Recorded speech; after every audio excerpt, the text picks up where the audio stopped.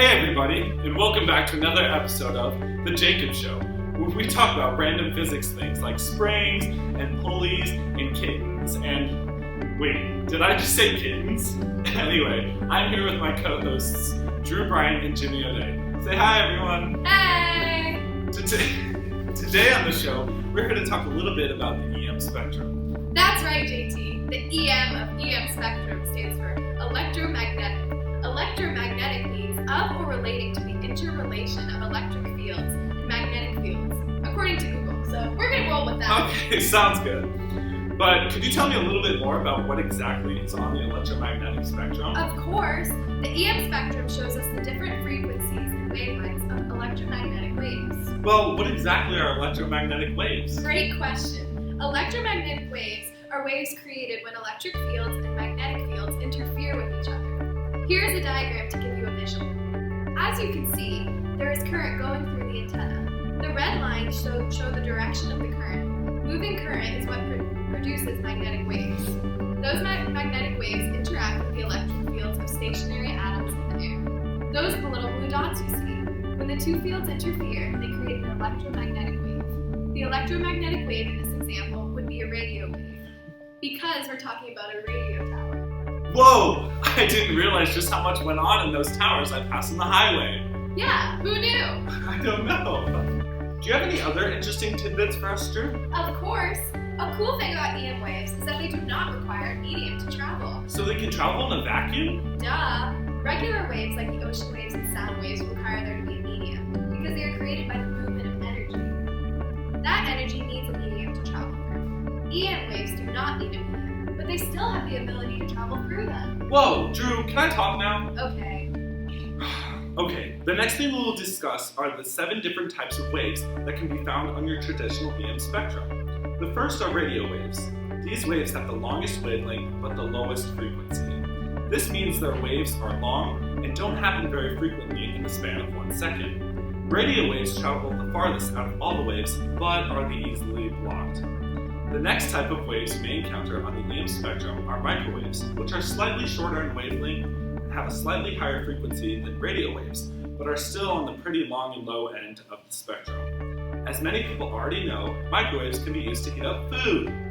They pass through and agitate water molecules in your lean cuisine, causing your food to heat up. Oh. Infrared rays are just slightly longer and slower than red visible light. That's why they're called infrared. These waves have to have subcategories. Near and far infrared. Near infrared rays are closer to the visible light portion of the spectrum and are used in your television remotes. Far infrared rays are closer to microwaves and emit heat, which is why we feel warmth from the sun. Okay, our next type of EM waves are our visible light waves. These include all of the colors of the rainbow, which can be remembered by the acronym Roy G. Biv. Hey, we actually have a good example for this one. Yeah, let's introduce the light family, starting from the smallest to the tallest. Yay! Woohoo! First we have Violet. She has the shortest wavelength and the highest frequency. So frequent. Next comes Indigo. He was named by Sir Isaac Newton. So cool. After that there is Blue. Birds' eyes cannot see blue light waves. Sucks for them. Green is next. If a plant is fed only green light frequencies, it will quickly die. Yellow follows. He is most common visible light frequency that our precious sun radiates. Orange is second to last. It is said to make people hungry. Don't look at this color when losing weight. Finally, there is red. Red has the longest wavelength of visible light and the lowest frequency. It is definitely infrequent and is also played by my dad. Moving on, let's discuss the characteristics of the light family. Violet is the shortest. This means she has a short wavelength. It also means she has a high frequency and can complete many cycles in 1 second. You may notice that as we go up in height in the family, the hand waving decreases in frequency. That is because wavelength and frequency are inversely proportional. This means that as one goes up, the other goes down, and vice versa.